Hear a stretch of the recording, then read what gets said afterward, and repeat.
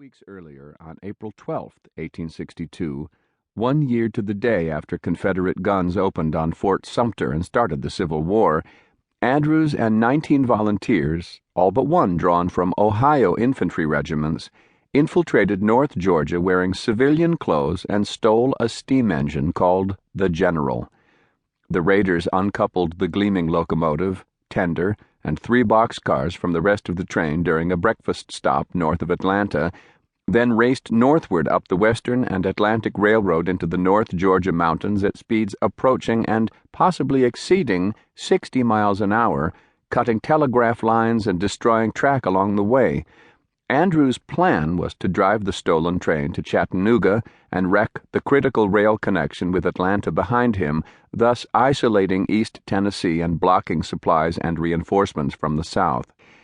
The sabotage would, in theory, open East Tennessee to the Union Army and cut off men and materiel from Georgia, Alabama, and the West from reaching Confederate forces in Virginia.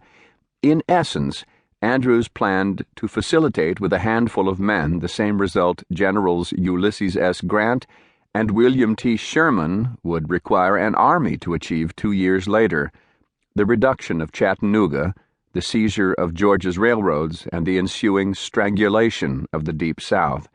If they succeeded, Andrews and his handful of Ohio boys could change the course of the war.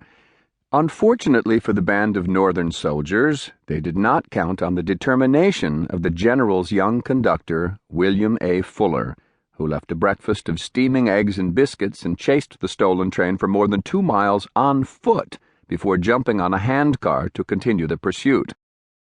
Fuller and several compatriots then drove a series of engines through station after station, biting at the heels of the fleeing raiders and preventing serious damage to the railroad until, running out of wood and water a few miles shy of Chattanooga, Andrews and his men abandoned the General and took to the woods.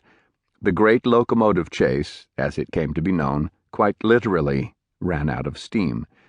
In the hours and days that followed, the engine thieves, as the Southern newspapers ungenerously called them, were hunted down in North Georgia, North Alabama, and East Tennessee, where they were finally captured.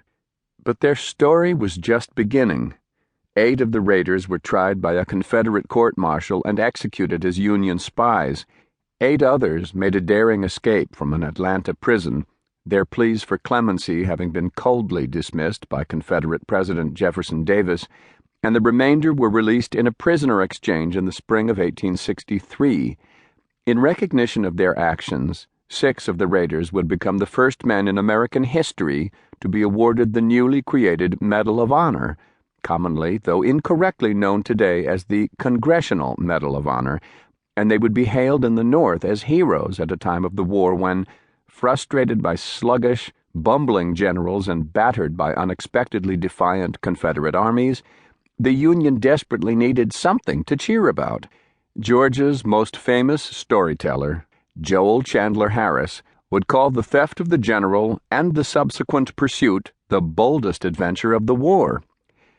The great locomotive chase captured the imagination of many Americans during and after the Civil War, its story romanticized and retold down the years in articles, speeches, books, paintings, and ultimately on film.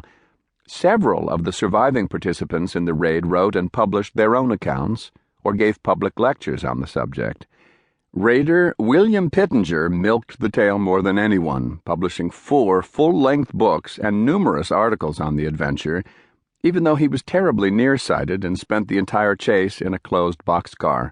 Wilbur G. Kurtz, a commercial artist and historical consultant on the film Gone with the Wind, who happened to marry William Fuller's daughter, conducted interviews of many of the participants and collected extensive research on the Andrews raid for more than 50 years, now archived at the Atlanta History Center and at the Academy of Motion Picture Arts and Sciences in Los Angeles.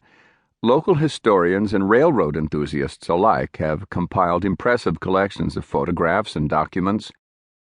The Locomotive General is the main attraction at the Southern Museum of Civil War and Locomotive History in Kennesaw, Georgia, and, of course, the story has been famously, if inaccurately, told in a swashbuckling 1956 Disney movie starring Fess Parker. In addition to